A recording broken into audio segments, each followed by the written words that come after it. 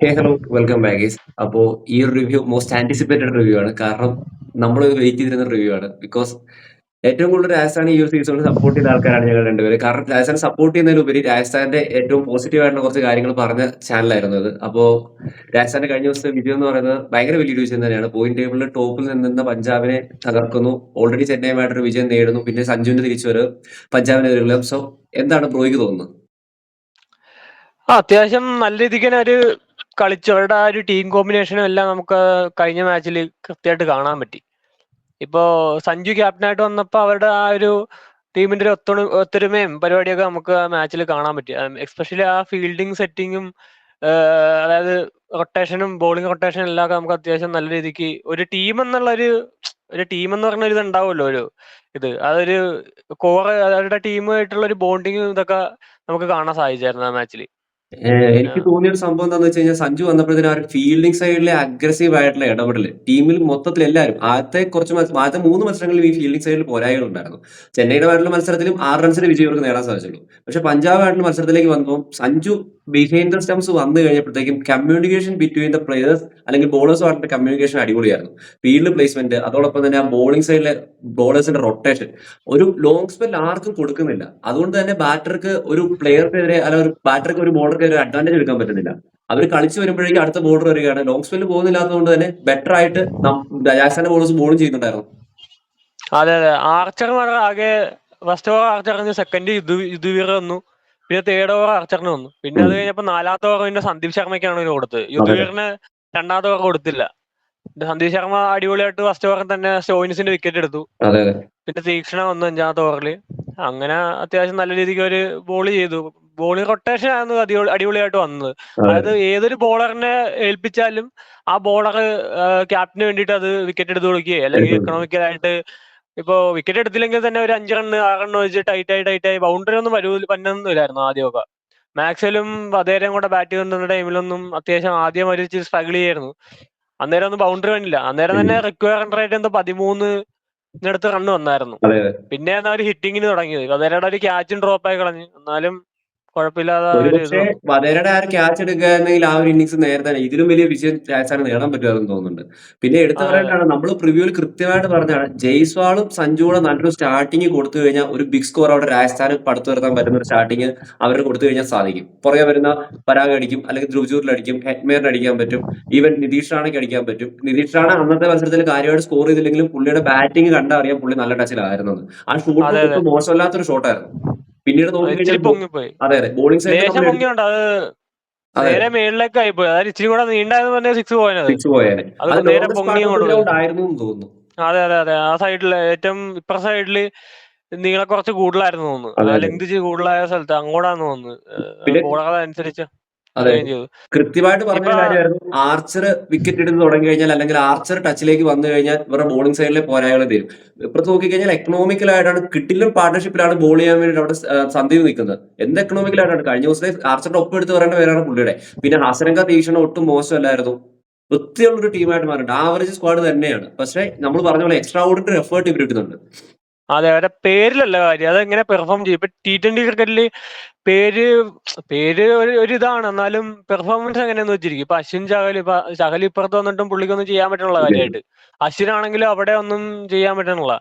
ചെന്നൈയുടെ സ്ഥിതി നമുക്കിപ്പോ കാണാമല്ലോ, ഭയങ്കര മോശം ഇതാണ്. സ്പിന്നേഴ്സ് രണ്ടുപേരും പോയതിൽ വലിയ ഇതായിട്ട് തോന്നുന്നില്ല. ഇപ്പൊ അതിന് കറക്റ്റ് ആയിട്ടുള്ള പ്രോപ്പർ ആയിട്ട് റീപ്ലേസ്മെന്റ് കിട്ടുന്നുണ്ട്. തീക്ഷണനെ പോലെ പവർ പ്ലേയിലും മിഡിൽ ഓവറിലും വേണമെങ്കിൽ ഡെത്തിലും അറിയാൻ പറ്റുന്ന ഒരു ബോളർ സ്പിന്നർ ആയിട്ടുള്ളത് ഇപ്പൊ ഇല്ല. ഇപ്പൊ ഈ ഒരു ടൂർണമെന്റിൽ അങ്ങനെ അറിയാൻ പറ്റുന്ന സ്പിന്നർ റഷീദ് ഖാൻ ആയിരുന്നു. പക്ഷെ പുള്ളിയുടെ ആ ഇഞ്ചറി വന്നതിന് ശേഷം പുള്ളിക്ക് ഇപ്പൊ ഭയങ്കര ഷോക്കാണ്. ആ ഒരു ഇതില്ല. അതുകൊണ്ട് പുള്ളിയാണ് പിന്നെ ഉള്ളത്. അത്യാവശ്യമാണ്. ഇപ്പൊ തീക്ഷണ 3 ഫേസിലും അടിപൊളിയായിട്ട് അറിയാൻ പറ്റുന്ന ബോളറാണ്. 1 to 6 എപ്പോ വേണമെങ്കിലും അറിയിക്കാം, 6 to 16 അറിയിക്കാം, 16 to 20 എപ്പോ വേണമെങ്കിലും 3 ഫേസിൽ അറിയാൻ പറ്റുന്ന ബോളാണ്. പുള്ളിക്ക് കൊടുക്കാൻ പറ്റും. ഈവൻ തോ പുള്ളി അടി കിട്ടിയാൽ അവിടെ ഒരു വിക്കറ്റ് എടുക്കും. ഇപ്പൊ 16 to 20 വിക്കറ്റ് എടുക്കാൻ പറ്റുന്ന ഒരു ബോളറാണ്. പിന്നെ സന്ദീപ് കൊണ്ടുവന്ന് മികച്ച രീതിയിൽ തന്നെയാണ് ബോൾ ചെയ്തുകൊണ്ടിരിക്കുന്നത്. അതാണ് പുള്ളിക്ക് ഇതുപോലെ തന്നെ പുള്ളീനെ ഇതേപോലെ നമുക്ക് ഞാനിപ്പോ തീക്ഷണയുടെ കാര്യം പറഞ്ഞു, പുള്ളീനെ 3 ഫേസിൽ യൂസ് ചെയ്യാം. പവർ പ്ലേയിൽ യൂസ് ചെയ്യാൻ പറ്റും പുള്ളീനെ, മിഡിൽ ഓവറിൽ യൂസ് ചെയ്യാം, ഡെത്തിൽ യൂസ് ചെയ്യാം. അത് നമ്മളിപ്പോ കണ്ടതാണല്ലോ. അതെ അതെ 3 ഇതിൽ അറിയാൻ പറ്റുന്ന ബോളറാണ് ഇപ്പൊ ഈ രണ്ടുപേരും. ഇപ്പൊ ഇവര് ഇത് അനുസരിച്ച് പെർഫോം ചെയ്യുവാണെങ്കിൽ ടീം നല്ല സെറ്റ് ടീമാണ്. ഇപ്പൊ ബോളിങ്ങിന് ആ ഒരു കോമ്പിനേഷൻ ഇവർക്ക് സെറ്റാണ്. അതെ അതെ ഇനി അത് ഇപ്പൊ വേണ്ടാത്ത അതിപ്പോ രീതിയിലുള്ള അന്നത്തെ മാറ്റങ്ങളൊന്നും സഞ്ജുവിന്റെ ഇന്നിങ്സ് എടുത്ത് ഉണ്ടാവുന്നുള്ളത്. നോക്കിക്കഴിഞ്ഞാലും വളരെ വൃത്തിയുള്ള ഇന്നിങ്സ് ആയിരുന്നു. ഓവർ ഹീറ്റ് ചെയ്യാൻ ശ്രമിക്കുന്നില്ലായിരുന്നു. അതായത് കമന്റിൽ അത് പറയുന്നുണ്ടായിരുന്നു.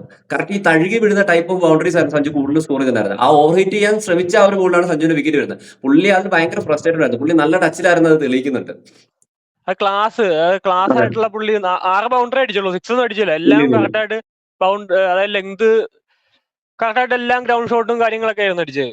അതെ 6 ബൗണ്ടറി, എല്ലാം ഡ്രൈവും, ഒരു കവർ ഡ്രൈവും, സ്ട്രൈറ്റ് ഡ്രൈവും, അങ്ങനെയൊക്കെ ഒരു ഫ്ലിക്കും അങ്ങനെയൊക്കെയാണ് പുള്ളി അടിച്ചത്. അല്ലാതെ പൊക്കത്തോടിയുള്ള 6 അടിയും കാര്യങ്ങളൊന്നും ഉണ്ടായിരുന്നില്ല. ഇല്ലില്ല, പിന്നെ ഭയങ്കര അത് കൺട്രോൾ കറക്റ്റ് ആയിട്ട് ഉണ്ടായിരുന്നു. അതെ അതെ അതെ. അതായത് ഇപ്പൊ ആ പിച്ചിന്റെ അല്ല ഗ്രൗണ്ടിന്റെ ഇത് നോക്കിയാൽ അറിയാം. ഒരു 163 സംതിങ് എന്തോ ആണ് 163 അവിടുത്തെ അവിടുത്തെ എന്തോ ഫസ്റ്റ് ഇന്നിങ്സിന്റെ average score. Average score. Second innings 175 അങ്ങനെ എന്തോ ആണ്. 185 ഒക്കെ അടിച്ചു കഴിഞ്ഞ് കഴിഞ്ഞാൽ അവിടെ 185 ഒന്നും അവിടെ ചേസ് ചെയ്തിട്ടില്ല. ഇല്ലില്ല. 185 ഒക്കെ അടിച്ചു കഴിഞ്ഞാൽ അവിടെ ഈസി ആയിട്ട് അവിടെ ഡിഫെൻഡ് ചെയ്യാൻ പറ്റും. അങ്ങനത്തെ ഒരു ആ തരം ആ ഗ്രൗണ്ടാണ്. ഗ്രൗണ്ടിലെ ഏറ്റവും വലിയ ടോട്ടലാണ് അന്ന് രാജസ്ഥാൻ അടിച്ചിട്ടുണ്ടായിരുന്നത്. 185 ആണ് അവിടുത്തെ ആവറേജ് സ്കോർ എന്ന് പറഞ്ഞാലും 20 റണ്ണ് കൂടുതൽ രാജസ്ഥാൻ അടിച്ച്. അടിച്ചു അപ്പൊ കൂട്ടി അതിന്റെ ഒരു പ്രഷർ പഞ്ചാബിനുണ്ടാവും. പിന്നെ ഉറപ്പായിട്ടും. എന്താന്ന് വെച്ച് കഴിഞ്ഞാൽ ഈ സഞ്ജുവും ജയ്സ്വാളും ഒരു 10 ഓവറിൽ 90 വന്നാലും ബാക്കി വന്ന 10 ഓവറിൽ 110 120 അടിക്കാനുള്ള പ്ലേയേഴ്സ് ഉണ്ട് അവിടെ. പ്ലേയേഴ്സ് ഉണ്ട്. വന്ന് 3, 4, സ്റ്റാർട്ടിങ് 5, കൊടുത്താൽ 6 മതി. തൊട്ടുള്ള അതെ അതെ അതെ. അപ്പൊ അതുകൊണ്ടായിരിക്കും സഞ്ജു ആ ഒരു മൊമെന്റം കാംനെസ് പിടിച്ചിരുന്നത്. ഇതാക്കാതെ അതായത് വേണ്ടാത്ത ഷോട്ടൊന്നും കളിക്കാതെ നോർമലായിട്ട് പ്രോപ്പറായിട്ട് പാർട്ണർഷിപ്പ് ബിൽഡ് ചെയ്ത് പോയത്. ഈ അപ്പൊ ജയ്സ്വാളിന്റെ ഇന്നിംഗ്സ് നോക്കിക്കഴിഞ്ഞാൽ ഏകദേശം അങ്ങനെ തന്നെ 40 ബോളിൽ നിന്നാണ് 50 വന്നത്. പിന്നീടുള്ള 4 ബോളിൽ നിന്ന് പുള്ളി ബൗണ്ടറി സ്കോർ ചെയ്യുന്നു, അത്യാവശ്യം സ്ട്രൈക്ക് റേറ്റ് ഉയർത്തുന്നു, ടീമിന് ഗുണം ചെയ്യുന്നു. അവരുടെ പാർട്ണർഷിപ്പ് അടിപൊളി. 89 റണ്ണാണ് ആ പാർട്ണർഷിപ്പ് വന്നത്. പിന്നീട് വന്ന പരാഗിനും ഈവൻ ദോ പരാഗിനാണെങ്കിലും കുറച്ച് ടൈം എടുക്കാൻ പറ്റി. അത്യാവശ്യം നല്ലൊരു സ്കോറാണ് കയറ്റി വെച്ചിരിക്കുന്നത്. ഒരു 15 to 20 ഓവറിൽ അടിച്ചാൽ മതി. അവർക്കും ടൈം എടുത്തു. പരാഗ് നന്നായിട്ട് സ്ട്രഗിൾ ചെയ്യുന്നുണ്ടായിരുന്നു ആദ്യം. കുറച്ചൊന്ന് സ്ട്രഗിൾ അതെ ചെയ്തിട്ടാണ് പുള്ളി വരുന്നത്. അത് അതെ എന്തായാലും രാജസ്ഥാൻ ഈ ഒരു ലെവലിൽ കണ്ടിന്യൂ ചെയ്ത് പോകണമെങ്കിൽ ടോപ്പ് ടീമിനെയാണ് അടിച്ചിരിക്കുന്നത്, പഞ്ചാബിനെയാണ് അടിച്ചിരിക്കുന്നത്. അതിന് എനിക്ക് തോന്നുന്നു ശ്രേയസ് അയ്യരുടെ വിക്കറ്റ് എടുത്തത് ഭയങ്കരമായിട്ട് ക്രൂഷ്യലായിരുന്നു അവിടെ. Crucial wicket. ശ്രേയസ് അതെ അയ്യർ അജാതി ടച്ചിലാണ് ഇപ്പൊ നിൽക്കുന്നത്. അതെ അതെ പുള്ളി അതെ ഏതൊരു മൊമെന്റ് രാജസ്ഥാന്റെ ഭാഗ്യം കൊണ്ടാണോ അതോ എന്തോ അവരുടെ പഞ്ചാബിന്റെ കഷ്ടകാലമാണോ എന്താണെന്നറിയില്ല. പുള്ളി അങ്ങനത്തെ ആ ഒരു ഷോട്ടൊന്നും പുള്ളി അങ്ങനെ പുള്ളി കളിക്കണമല്ല. കളിക്കുന്നതല്ല, അതും ആ ഒരു എന്തോ മൊമെന്റ് ഒരു ഒട്ടും ഭാഗ്യം കളിക്കുന്നതല്ല. രാജസ്ഥാൻ ആ ജയിക്കണം എന്നുള്ള ഒരു ഇതുണ്ടാവും ചിലപ്പോ. പിന്നെ ആ അതെ ബോളറിന്റെ ആ ഒരു ഇതും ജോഫ്ര ആർച്ചർ കറക്റ്റ് ആയിട്ട് അത്ര നേരം പുള്ളി ഒരു ലെങ്ത് അടിച്ചടിച്ചടിച്ച് എറിഞ്ഞുകൊണ്ടിരുന്ന അതെ ബോള് നേരെ ഒരു സ്ലോട്ടിൽ എറിഞ്ഞ് അത് ബൗൾഡാക്കി. അത് ഒട്ടും പ്രോപ്പർ ക്രിക്കറ്റിംഗ് അതൊക്കെ ഷോട്ടിലേക്ക് അല്ല ശ്രേയസ് അയ്യർ പോയത്. പുള്ളി വന്ന വഴിക്ക് തന്നെ പുള്ളി ഒരു കവർ ഡ്രൈവ് അടിച്ച് അതെ 4 പോയി. പിന്നെ അടിക്കണൊക്കെ പുള്ളി കൃത്യമായിട്ട് ആ കറക്റ്റായിട്ട് ബോളറെ ബൗണ്ടറി സ്കോർ അതായത് ചെയ്യാൻ പറ്റുന്ന ടൈപ്പ് ഓഫ് ബൗണ്ടറി ഡെലിവറീസ് ആണ് അവിടെ വെച്ചുകൊണ്ടിരുന്നത്. അത് വേണ്ട. കഴിഞ്ഞാണ് സ്ലോട്ടിലേക്ക് മാറ്റി വെക്കുന്നത്. അതെ അതെ. അത് സെറ്റ് ആകാതെ കളിക്കണ അതായത് ഒരു ബാറ്റ്സ്മാൻ സെറ്റ് ആയി കഴിയുമ്പോൾ കളിക്കുന്ന ഷോട്ടാണ് ഇപ്പൊ പുള്ളി അടിച്ച ഔട്ടായ ബോള്. അതെ അതെ അതെ അല്ലാതെ ഇങ്ങനെ പുള്ളി അങ്ങനെയൊന്നും കളിക്കണല്ലോ. ഒരു 10-20 ഒരിക്കലും കണ്ടിട്ടില്ല. പുള്ളി ഒരു 6 ഓവർ വരെയെങ്കിലും അല്ലെങ്കിൽ 8 ഓവർ വരെയൊക്കെ പുള്ളി അവിടെ നിന്നിരുന്നെങ്കിൽ പുള്ളിനെ ഔട്ടാക്കാൻ ഭയങ്കര ബുദ്ധിമുട്ടാണ്. അതെ അതെ ഭയങ്കര അജാതി ടച്ചിലാണ് പുള്ളി നിൽക്കണ. അപ്പൊ പുള്ളിക്ക് എന്തോ ആ ഒരു മൊമെന്റ് പുള്ളിക്ക് എന്തോ സംഭവിച്ചു പോയി. അതാണ് പുള്ളി അവര് ആ ലക്ക് കിട്ടായത്. ആ പുള്ളിയാണ് അവരുടെ ടീമിന്റെ മെയിൻ ഇതെന്ന് പറഞ്ഞു കഴിഞ്ഞാൽ. അത് പുള്ളി ഭയങ്കര ലക്ക് ഔട്ടായി. ഫാക്ടർ ഉണ്ടായിരുന്നു. ഇനിയിപ്പോ ഈ ഹെറ്റ്മയർ ഒരു 10 ബോളിൽ ഒരു 25 അടിക്കുന്ന രീതിയിലേക്കും കൂടെ സെറ്റ് ആയി കഴിഞ്ഞാൽ അവരുടെ മിഡിൽ ഓവറും കൂടെ സ്റ്റേബിൾ ആവും. ഹെറ്റ്മയർ കുറച്ചൊന്ന് സ്ട്രഗിൾ ചെയ്യുന്നുണ്ട്, അത് വ്യക്തമാണ്. പക്ഷേ ഫീൽഡിൽ പുള്ളി ഭയങ്കരമായിട്ട് കോൺട്രിബ്യൂട്ട് ചെയ്യുന്നുണ്ട്. നല്ല അതെ രീതിയിൽ അതെ. ബൗണ്ടറി ലൈനിൽ നന്നായിട്ട് ഒരു മിനിമം ഒരു 10-20 റൺ പുള്ളി സേവ് ചെയ്യുന്നുണ്ട്. ഒരു 2 പുള്ളി ക്യാച്ച് സേവ് ഔട്ട് ചെയ്യുന്നുണ്ട്. പുള്ളി എടുക്കുകയും ചെയ്യും.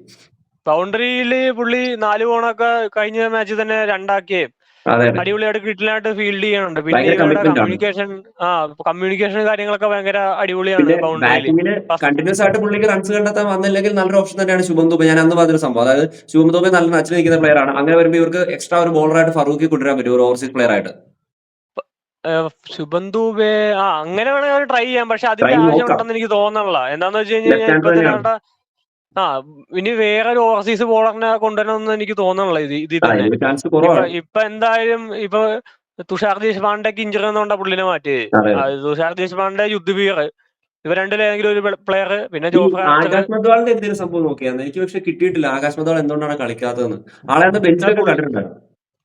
പുള്ളിയുടെ എന്തെങ്കിലും ഇപ്പൊ കുമാർ കാർത്തികേയനെ 6ാമത്തെ ബോളറായിട്ടാണല്ലോ ഇറക്കിയത്. അതെ അതെ അതെ അതെ അത് അവിടെ ഡ്യൂ ഇല്ല എന്നുള്ള ഒരു ഇതുകൊണ്ടാണ് പുള്ളിനെ ഇറക്കിയത് അവിടെ ആ പക്ഷെ അത്ര ടൈമില്. എഫക്റ്റീവ് ആയിരുന്നില്ല കുമാർ കാർത്തികയുടെ അല്ല ബോളിംഗ്. കുഴപ്പമില്ല. പുള്ളി ആ സിമറിന്റെ വിക്കറ്റ് എടുത്തു. ആദ്യത്തെ ഓവർ അത്യാവശ്യം നല്ല രീതിക്ക് ബോൾ എറിഞ്ഞു. അത് രണ്ടാമത്തെ ഓവറിലാണ് കഴിഞ്ഞപ്പോഴത്തേക്കും കുറച്ച് എക്സ്പ്രസ് മാക്സ്വെൽ ആയിരുന്നു. അടിച്ചത്. രണ്ടാമത്തെ ഓവർ 2 2 ഓവർ 21 കുഴപ്പമില്ല.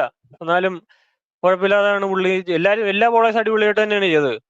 പിന്നെ ഞാൻ പറഞ്ഞ കണക്കിന് ഇപ്പൊ ഡ്യൂ ഉള്ള സിറ്റുവേഷൻ ആണെങ്കിൽ ചിലപ്പോ ആകാശ് മതവാളിനെ കൊണ്ടുവരായിരിക്കും ഒരു എക്സ്ട്രാ കൊണ്ടുവരും. പേസ് ബോളർ എന്നുള്ള ഇതില്.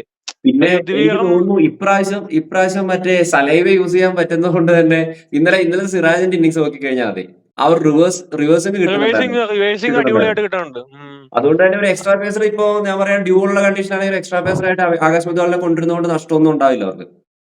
അതായിരിക്കും ആകാശ് മതവാൾ അല്ലെ കുമാർ കാർത്തിക.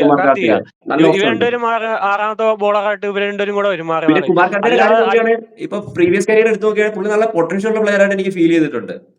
അതെ, നല്ല പുള്ളി പൊട്ടൻഷ്യൽ ഇങ്ങനെ ഉള്ള പ്ലെയർ ആണ്. സ്പിന്നും അറിയും ഫിംഗർ സ്പിന്നും അറിയും. 2 ടൈപ്പ് അതെ അതെ. ബോളറാ ഇപ്പൊ പുള്ളി. സേവാങ് മറ്റേ അതിന്റെ ഇന്റർവ്യൂവിനകത്ത് പറയുന്നില്ലേ മറ്റേ നമ്മുടെ മുരളിക്കാർത്തിക് അല്ലേ എടുത്തിരുന്നത്. അതെ മുരളിക്കാർത്തിക് ഇങ്ങനെ പറഞ്ഞെന്ന് അതെ. പറഞ്ഞില്ല. അത് ഈ പോയ അശ്വിനും ചഹലും യാതൊന്നും ചെയ്യുന്നില്ല. അതുകൊണ്ട് തന്നെ രാജസ്ഥാനെ സംബന്ധിച്ച് ഈ കൊണ്ടുവന്ന സൈനികളൊന്നും നഷ്ടമല്ല അവരെ സംബന്ധിച്ച്. അതെ അത് കുഴപ്പമുണ്ടെന്ന് എനിക്ക് അശ്വിന് തോന്നുന്നു. 37 സംതിങ് വയസ്സായി, ചഹലിന് 34 സംതിങ് അതെ കൊണ്ടു അതെ. ആയി. ഇവര് രണ്ടുപേരും രണ്ടുപേര് 28, 25 ആ ഏജേ ഉള്ളൂ. തീക്ഷണ അവസരങ്ങൾ അതെ രണ്ടുപേരും നല്ലോണം കോൺട്രിബ്യൂട്ട് ചെയ്യുന്നുണ്ട്. പിന്നെ എന്തിന്റെ ബിസിനസ്സിനാണെന്ന് എനിക്കറിയില്ല. രണ്ടുപേരും ആൾക്കാർ ഇങ്ങനെ നല്ലോണം പറയുന്നുണ്ടാന്ന് എനിക്ക് മനസ്സിലായിട്ടുണ്ട്. അസരങ്കയും ഫീൽഡിങ്ങിലാണെങ്കിലും ബോളിങ്ങിലാണെങ്കിലും പുള്ളി അടിപൊളിയായിട്ട് ചെയ്യുന്നുണ്ട്. തീക്ഷണയുടെ കാര്യം നമ്മൾ പറഞ്ഞായിരുന്നു, അതും അതുപോലെയായിട്ട് അടിപൊളിയായിട്ട് ചെയ്യുന്നുണ്ട്. ഇപ്പൊ എനിക്ക് ആകെയുള്ള ഇതെന്ന് പറഞ്ഞു കഴിഞ്ഞാൽ ബോൾട്ടിന്റെ ഒരു സീം, ബോൾട്ട് അല്ല ബട്ട്ലറിന്റെ ആ ഒരു സീം മാത്രമേ എനിക്ക് ഒരു ഇതായിട്ട് തോന്നുള്ളൂ. ബട്ട്ലർ ഇപ്പൊ കണ്ണടിക്കുന്നുണ്ട്, അതെ അതെ അതെ. അതിന്റെ ഒരു ഇത് മാത്രമേ എനിക്ക് തോന്നുന്നുള്ളൂ. പക്ഷെ ബട്ട്ലറിനെ അവിടെ നിലർത്തിയിരുന്നെങ്കിലും എന്തെങ്കിലും സീനായി പോയേനെ. അതായത് ബട്ട്ലറിനെ ഇപ്പൊ 3-ൽ കൊണ്ടുവന്നിരുന്നെങ്കിലും അപ്പൊ അന്നേരം 5-ൽ അവിടെ ഹെഡ്മേറിനെ കളിപ്പിക്കാൻ പറ്റാതെ വന്നേനെ. പറ്റാതെ വന്നു. അന്നേരം അവിടെ ഒരു ഓവർസീസ് പ്ലെയറിനെ അവിടെ കളിപ്പിക്കാൻ പറ്റില്ല. അതായത് ഇപ്പൊ തീക്ഷണയും അസരങ്കയും ആർച്ചറും ഉണ്ട്, പിന്നെ ബട്ട്ലറെ കളിപ്പിക്കാൻ പറ്റുള്ളൂല്ലോ അവർക്ക്. അതെ അതെ. പിന്നെ അപ്പൊ 5-ലൊരു ഇന്ത്യൻ ഫിനിഷറെ കൊണ്ടുവരണം. അത് അതെന്തോരം അത്ര ഓപ്ഷനിൽ പ്രോപ്പർ അങ്ങനെ അല്ല. കിട്ടുക നിലവിലെ എന്ന് രാജസ്ഥാൻ പറഞ്ഞാൽ സ്കോർ വെച്ച് നോക്കിയിട്ട് അത്ര എഫക്റ്റീവ് അല്ലത്. അല്ല. അങ്ങനെ വരുമ്പോ അതും ശോകമാവും. അപ്പൊ അത് വെച്ച് നോക്കുമ്പോ ഇപ്പൊ ഒരു കുഴപ്പമില്ലാതെ 3-ല് നിതീഷ് റാണ ഉണ്ട്. അതെ അതെ അതെ. ബട്ട്ലറിന്റെ അത്രയും ചെയ്യുമോന്ന് ചോദിച്ചു കഴിഞ്ഞാൽ ചെയ്യില്ല. എന്നാലും അവർക്ക് ഉള്ള റിസോഴ്സസ് വെച്ച് ഇപ്പൊ ചെയ്യാൻ പറ്റുമായിരിക്കും. ഞാൻ നോക്കിയിട്ട് നയൻത്തിന് ഇവർക്ക് മാച്ച് ഉണ്ട് ഗുജറാത്തുമായിട്ട്. എനിക്കൊന്ന് GT ആയിട്ട് ഗുജറാത്തിന്റെ ഹോം മത്സരം ഹോമില്ല. നരേന്ദ്രമോദി അതെ സ്റ്റേഡിയത്തിൽ വെച്ചിട്ടാണ് മത്സരം. ബിഗ് ഗ്രൗണ്ട് ആണ്. ചോദിച്ചാ അതെ അപ്പൊ അതെ. കുറച്ചുകൂടെ അറിയാം പഞ്ചാബിനെ ലെക്ക് കൊണ്ട് മാത്രമാണ് അവർ തോപ്പിച്ചെന്നുള്ളത്. എന്തോ അത്യാവശ്യം നല്ല ബാറ്റിംഗ് ട്രാക്കാന്ന് തോന്നണം അവിടെ.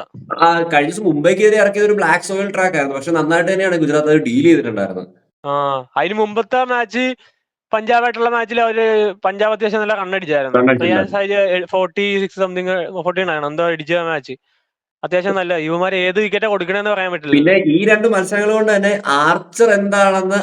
പഴയ ആർച്ചർ എന്താണെന്ന് ആൾക്കാർക്ക് കാണിച്ചു കൊടുക്കുന്നുണ്ട്. അതുകൊണ്ട് തന്നെ ആർച്ചർ ഒന്ന് നേരിടുമ്പോൾ ഇനിയൊന്ന് ബാറ്റ്സ്മാൻമാർ ഒന്ന് സ്ട്രഗിൾ ചെയ്യാനുള്ള ചാൻസ്, അല്ലെങ്കിൽ ആ ഒരു പേടി ഉണ്ടാവാനുള്ള ചാൻസ് കാണുന്നുണ്ട്. ലിറ്ററലി പ്രിയാൻ ഷാരിക്ക് മനസ്സിലായില്ല എങ്ങനെയാണ് ആ വിക്കറ്റ് പോയതെന്ന്. വന്നു എറിഞ്ഞു ഹൂക്ക് എന്ന് പറഞ്ഞാണ് ബോള് പോകുന്നത്. കിഡിലിന് ഔട്ട് സ്വിംഗ് ആയിരുന്നു. അത് കൃത്യമായിട്ട് ആ ഓഫ് സ്റ്റമ്പും കൊണ്ട് പോയി. കിഡിലും ബോളായിരുന്നു. നല്ല ബോൾ. ശ്രേയസയ്യർക്കെതിരെ ബോളും അടിപൊളിയായിരുന്നു. പുള്ളി നന്നായിട്ട് പേസ് ജനറേറ്റ് ചെയ്തുകൊണ്ട് ഇപ്പൊ ആ ഒരു ലൈൻ മെയിൻറ്റെയിൻ ചെയ്യുന്നുണ്ട്. 146 ആയിരുന്നു പുള്ളി ഒരു ഓവർ എറിഞ്ഞ എല്ലാ ബോളും. 146, 145.7 ബോള് സഞ്ചി പിടിച്ചിട്ട് സഞ്ചി തെറിക്കുകയാണ്. അങ്ങനെ ബോൾ വരുന്നത്. അല്ല 140. പുള്ളിയുടെ ഒരു റിതം ഉണ്ട്. പുള്ളിക്ക് നല്ലൊരു റിതം ഉണ്ട്. ഇപ്പൊ ബോൾ എറിയണതില് നല്ല ഒരു ഇത് കിട്ടിക്കഴിഞ്ഞാൽ തന്നെ പുള്ളി സെറ്റാണ്. ഒരുപക്ഷെ എനിക്ക് തോന്നുന്നു അന്നത്തെ ആദ്യത്തെ മത്സരത്തിൽ ഈ പറയുന്ന സൺറൈസേഴ്സ് ജയിക്കാൻ ഏറ്റവും വലിയൊരു കാരണം ഈ പുള്ളി കറക്റ്റ് ആയിട്ടുള്ള ഇത് ഫൈൻഡ് ഔട്ട് ചെയ്യാത്തൊരു പ്രശ്നമായിരുന്നു. ലൈക്ക് പുള്ളിക്ക് തന്ന ഏറ്റവും കൂടുതൽ അടി കിട്ടിയ ഒരു താരമായിരുന്നു. പക്ഷെ അതിനുശേഷം പുള്ളി നല്ല മാറ്റമാണ് വരുത്തിയിട്ടുള്ളത്. അന്ന് നമ്മൾ പറഞ്ഞു പുള്ളി എന്താണെന്ന് നമുക്ക് എല്ലാവർക്കും അറിയാം. പുള്ളി തിരിച്ചു വന്നു കഴിഞ്ഞാൽ രാജസ്ഥാന് വലിയ പ്രശ്നങ്ങൾ ഉണ്ടായിരുന്നു. പുള്ളി നല്ലൊരു ബ്രേക്ക് ത്രൂ ഇപ്പൊ പവർ പ്ലേയിൽ 2 വിക്കറ്റ് എടുത്ത് കൊടുക്കുകയാണ്. പിന്നെ വരുന്ന ബോർഡർമാർക്ക് വലിയൊരു കോൺഫിഡൻസ് ആണ് പുള്ളി നന്നായിട്ട് എറിഞ്ഞിട്ടുള്ളത്. എനിക്ക് തോന്നുന്നു ഈ IPL ഏറ്റവും കൂടുതൽ പേസ് എറിഞ്ഞിരിക്കുന്ന പുള്ളിയാണ്. എനിക്ക് കഴിഞ്ഞ ദിവസം 151 കുക്ക് ചെയ്തിട്ടുണ്ടായിരുന്നു. വേറെ എത്ര പൈസ അറിയണ വേറെ ബോളർ ഏതാ ഉള്ളത്? ഇല്ല അങ്ങനെ ബോൾ എറിഞ്ഞിട്ടില്ലാരും. പിന്നെ ഇപ്പം മായങ്ക് യാദവ് ഇഞ്ചുറി ആണല്ലോ. ആള് സെക്കൻഡ് വീക്ക് തൊട്ട് അവൈലബിൾ ആവുന്നത് പറഞ്ഞു കേൾക്കുന്നുണ്ട്. കണ്ടറിയണം. എന്തായാലും ഇഞ്ചുറി കഴിഞ്ഞ് വരുമ്പോ എങ്ങനെ? ആദ്യം തുടക്കം അത്ര നല്ലതല്ലായിരുന്നെങ്കിലും 4 മാച്ച് കഴിഞ്ഞിട്ടുള്ള 2 ജയമായിട്ടുണ്ട്. പോയിന്റ് ടേബിളിൽ കുറച്ചല്ലാത്ത പൊസിഷനിലേക്ക് കയറി വരാൻ പറ്റിയിട്ടുണ്ട്. നെറ്റ് റൺ റേറ്റ് താഴേക്ക് പോയത് പൊക്കിക്കൊണ്ടുവരാൻ പറ്റിയിട്ടുണ്ട്. ഇനിയിപ്പോ കാത്തിരുന്ന് കാണണം എന്താവുന്ന. ഗുജറാത്തായിട്ടുള്ള അത്യാവശ്യം നല്ല ടൈറ്റ് കളിയായിരിക്കും. അതായത് അവന്മാരുടെ പേസ് അത്യാവശ്യം നല്ല കിടിലൻ പേസ് സെറ്റാണ്. സിറാജും പ്രസിദ്ധ് കൃഷ്ണയും ഇശാന്ത് ശർമ്മയുടെ കാര്യം മാത്രമേ കുറച്ച് ശോകമായിട്ടുള്ളൂ. പിന്നെ ബോൾ ചെയ്തില്ല പുള്ളി. ബാറ്റിംഗിൽ കോൺട്രിബ്യൂട്ട് ചെയ്ത് പുള്ളി. ഇന്നലെ ആക്ച്വലി ഇശാന്ത് ശർമ്മയ്ക്ക് കൊടുത്തതിൽ ഒരു ഓവർ പുള്ളിക്ക് കൊടുത്തു നോക്കിയാൽ മതിയായിരുന്നു. ലൈക്ക് പുള്ളിക്ക് പറ്റിയ ട്രാക്ക് ആയിരുന്നു. രണ്ടുപേര് മൂന്നുപേര് ആ മിഡിൽ ഓവറിൽ 3 പേര് ആ റൈറ്റി ആയതുകൊണ്ടാന്ന് തോന്നുന്നു എനിക്കൊണ്ട് കൊടുക്കാൻ ക്ലാസിനും അതായിരിക്കണം മേ ബി കൊടുക്കാത്ത. പക്ഷെ ക്ലാസിനും ഇന്നലെ അനിക്കട്ടും സെക്കൻഡ് വിക്കറ്റിലേക്ക് കുഴപ്പമില്ല. വന്നപ്പോൾ കുറച്ചൊന്ന് ഡ്യൂ വർക്കൗട്ട് ആയതുപോലെ ഫീൽ ചെയ്യുന്നുണ്ടായിരുന്നു. ആ ഒരു ഡ്യൂ എനിക്ക് അങ്ങനത്തെ ഫീൽ ചെയ്യുന്നു. കാരണം അത്രയും അക്രം അവിടെ ഇന്നിങ്സ് പറഞ്ഞത്. ഇന്നലത്തെ വിക്കറ്റും അത്യാവശ്യം ഒരു ടിപ്പിക്കൽ SRHന്റെ ഒരു വിക്കറ്റ് അല്ലായിരുന്നു അല്ല ഇന്നലത്തെ ബ്ലാക്ക് വിക്കറ്റ്. സോയിലായിരുന്നു ഇന്നലെ അവർ പറയുന്നത്. ബ്ലാക്ക് സോയിലായിരുന്നു ഇന്നലെ. പക്ഷെ അത് ഇന്ന് മണ്ടത്തിലാണ്. ഗുജറാത്ത് ബ്ലാക്ക് സോയിലിൽ കളിക്കുന്ന പ്ലേയേഴ്സ് ആണ്. അത് അന്ന് മറ്റേ പട്ടേൽ പറഞ്ഞ് ഓർക്കുന്നുണ്ടോ? മുംബൈക്കെതിരെ കളിക്കാൻ നേരം ഞങ്ങൾ ഇവിടെ റെഡ് സോയിലിൽ മുംബൈ കളിക്കുന്നുണ്ടാണ് ഇവിടെ ബ്ലാക്ക് സോയിൽ ഒരുക്കുന്നത്. ആ പിച്ചിൽ ഗുജറാത്ത് നന്നായിട്ട് കളിച്ചു. ഇവിടെ പക്ഷെ ഭയങ്കര മണ്ടത്തിലാണ് കളിച്ചത്. ഇന്നലെ കിടിലൻ ഫോമിലാണ് പുള്ളി, അതെ. അടിപൊളിയായിട്ട് എറിയുന്നുണ്ട്. ഈ പറയുന്ന SRHന് ഏറ്റവും കൂടുതൽ പറ്റിയിരിക്കുന്ന അവർക്ക് പറ്റിയ ട്രാക്കെല്ലാം ഉണ്ടാക്കിയിട്ടിരിക്കുന്നത്. എന്നാൽ ആ ട്രാക്ക് കളിക്കേണ്ട രീതിയിൽ അവർ കളിച്ചിട്ടുണ്ടായിരുന്നു. ഒന്ന് ഹോൾഡ് ഓൺ ചെയ്ത് കളിക്കുന്നില്ല അവരാരും. അതാണ് പണി. SRH പോക്കാണെങ്കിൽ മിക്കവാറും പ്ലേ ഓഫ് ഒന്നും കാണാതെ പുറത്തോട്ട് പാടാം. അവരുടെ വീക്ക്നെസ് എല്ലാവർക്കും മനസ്സിലായി. ആ കൂടി എക്കണോമിക്കലായിട്ട് എന്തെങ്കിലും ഒരു കമ്പാക്ക് നടത്തി ബോൾ ചെയ്യാൻ സാധ്യതയുള്ള അവിടെ ഷമിയും അതോടൊപ്പം തന്നെ പാറ്റ് കമ്മിൻസുമാണ്. ബാക്കിയൊന്നും ഡിപ്പെൻഡ് ചെയ്യാൻ പറ്റുന്ന ബോളേഴ്സ് അല്ല അവിടെ. അതൊരു പ്രശ്നം. ഒരു ടോപ്പ് ക്ലാസ് സ്പിന്നർ ഇല്ലാടാ. സാമനെ കൊണ്ടുവരാനും പറ്റില്ല അങ്ങനെ. അതെ, അങ്ങനെ ഒരു ഇത് വരും. അതെ അതെ, മറ്റേ ബോളിംഗ് ഡിപ്പാർട്ട്മെന്റ് ഷോ കൊണ്ട് വിടാ. എന്തായാലും ബാറ്റിംഗ് റെഡിയാക്കിയപ്പോ ബോളിംഗ് പോയി. ആ ഒരു സിറ്റുവേഷൻ ആണ് കഴിഞ്ഞ അവിടുത്തെ പോലെ. കാത്തിരുന്ന് കാണണം. ഒരു ഹാഫ് സ്റ്റേജ് ആകാതെ ഒരു ടീം ഇങ്ങനെ കളിക്കുമെന്ന് പറയാൻ പറ്റില്ല. ഇപ്പൊ ഗുജറാത്തുമായിട്ടുള്ള മത്സരം കൂടെ രാജ് ആൻഡ് റോൾസ് എങ്ങനെ കളിക്കുന്നു എന്ന് കണ്ടിരുന്നതന്നെ കാണണം. അപ്പൊ എന്തായാലും ബാറ്റിംഗും ബോളിംഗ് ഒക്കെ ഇങ്ങനെ അവര് ചെയ്യുന്നു കൂടെ നോക്കാം. അപ്പൊ എന്തായാലും നിങ്ങളുടെ അഭിപ്രായങ്ങൾ കമന്റ് ആയിട്ട് രേഖപ്പെടുത്തുക. നമ്മൾ സൈൻ ഔട്ട് ചെയ്യണം.